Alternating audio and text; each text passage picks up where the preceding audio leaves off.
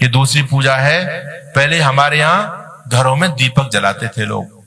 जलता है घर में आजकल? नहीं है, धूप बत्ती आ गई आजकल तो, धूप बत्ती अगरबत्ती, या दीपक भी जलता है।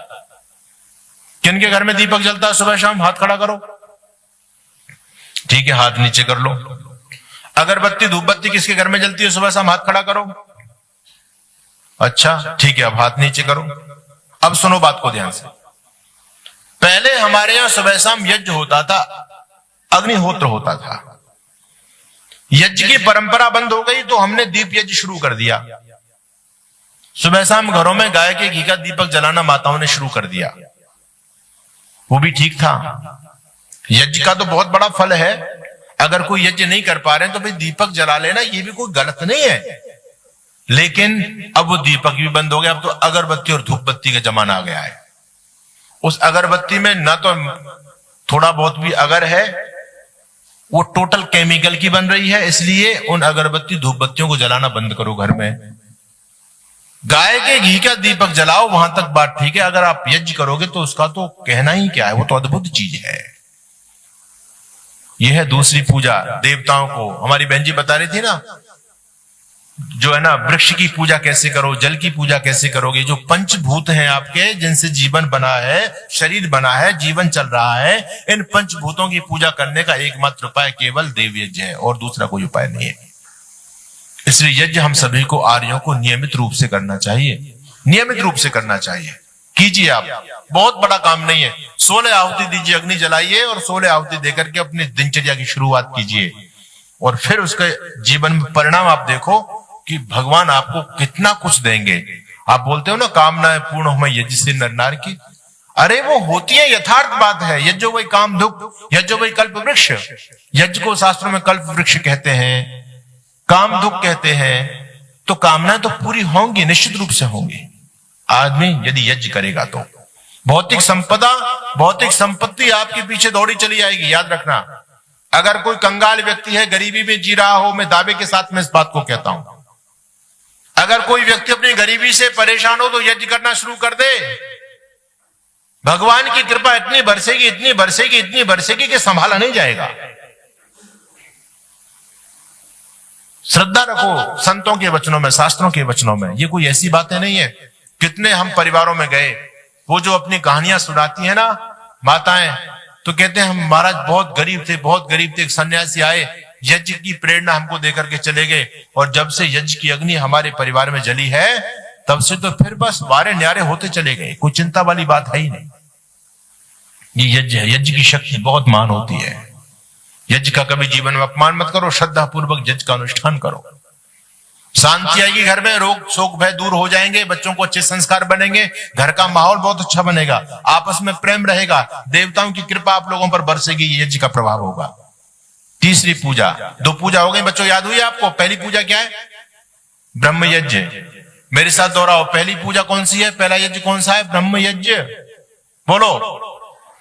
दूसरा यज्ञ है देव यज्ञ, जिसको आप हवन बोलते हो, उसी को देव यज्ञ बोलते हैं।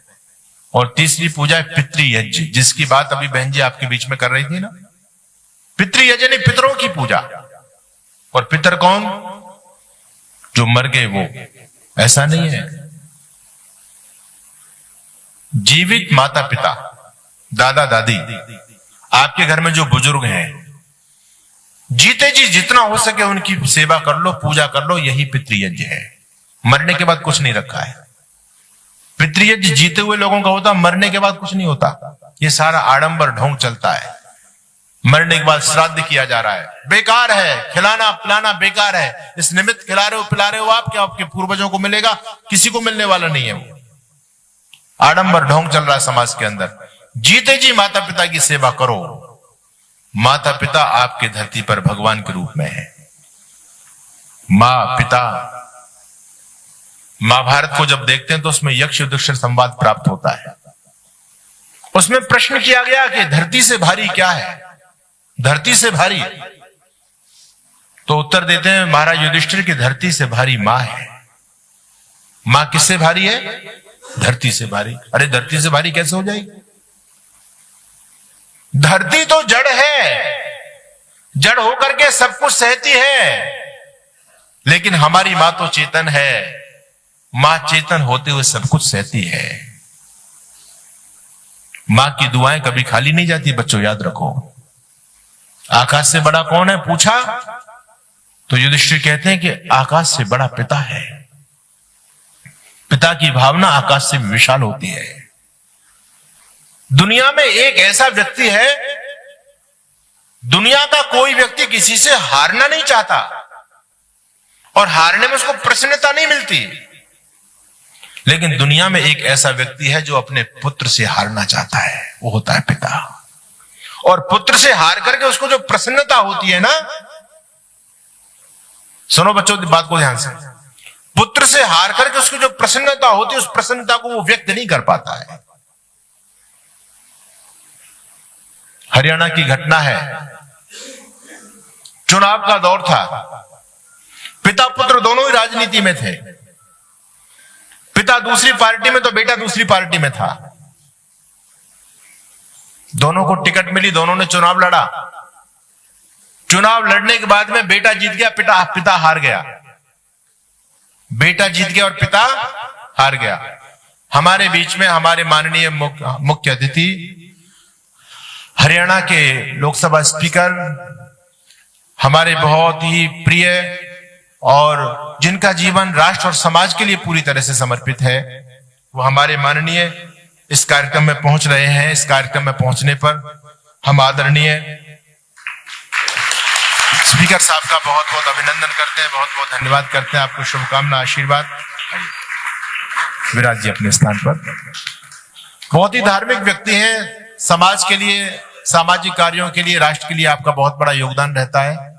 भाई दिलबाग जी आपके बहुत बड़े समर्थक हैं, प्रशंसक हैं। वो मुझे बताते रहते हैं आपके बारे में कि भाई साहब ने धर्म के कार्यों को इतनी बहुत ऊंचाइयों तक लेकर के समाज के लिए, और केवल आर्य समाज के लिए नहीं, जितने भी सामाजिक संगठन हैं उनके लिए सर्वात्मना सहयोग हमारे आदरणीय स्पीकर साहब करते रहते हैं।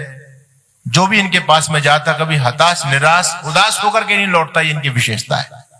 तो ऐसे हमारे राजनीति के पवित्र व्यक्ति आदरणीय स्पीकर साहब हमारे कार्यक्रम में समुपस्थित हुए। यहाँ पहुंचने पर हम उनका स्वागत करते हैं, अभिनंदन करते हैं। एक बार जोरदार तालियों से आप उनका अभिनंदन कीजिए।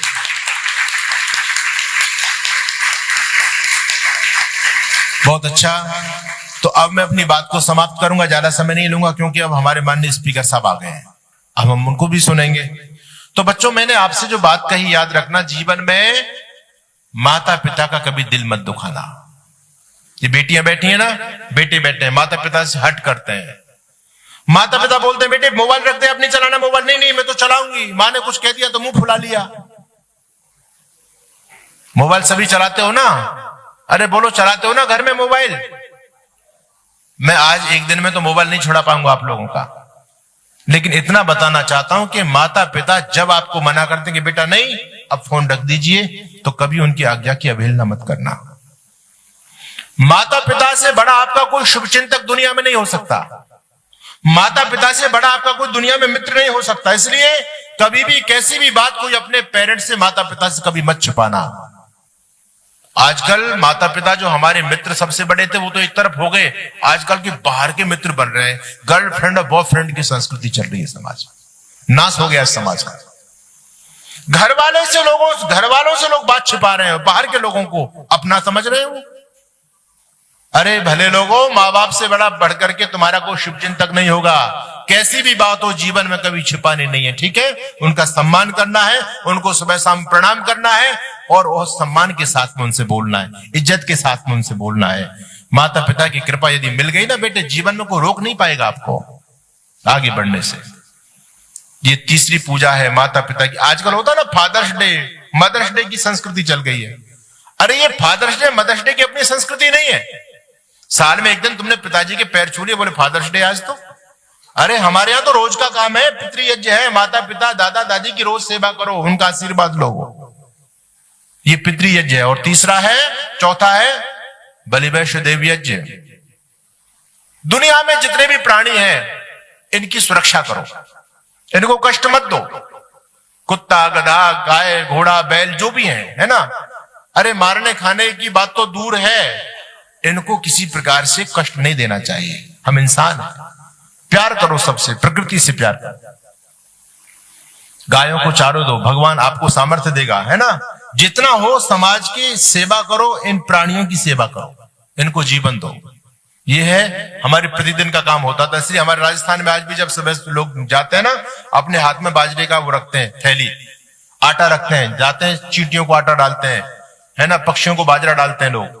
ये क्या है? ये बलिवैश्य देव यज्ञ है। गौशालाएं हैं, वहां जाकर के चारा डालो, गायों को गुड़ खिलाओ, सर्दी का समय है, गायों की चारे की व्यवस्था करो, उनकी सेवा करो। ये है बलिवैश्य देव यज्ञ। और एक यज्ञ और है जिसको कहते हैं अतिथि यज्ञ। ये भी प्रतिदिन की पूजा थी हमारे यहाँ, अब तो सारा काम खत्म हो गया। अतिथि जो धर्म के लिए, जो सन्यासी, प्रचारक, विद्वान लोग जो धर्म के कार्यों के लिए निकले हुए हैं, कभी वो धर्म यात्रा करते करते आपके दरबार पर आ जाएं, आपके दरवाजे पर, तो प्रसन्नता के साथ में उनका स्वागत करना।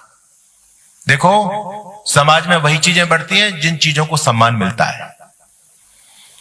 आज गलत चीजें यूं इसलिए बढ़ रही है समाज में कि गलत चीजों को हम प्रमोट कर रहे हैं, हम गलत का विरोध नहीं कर पा रहे।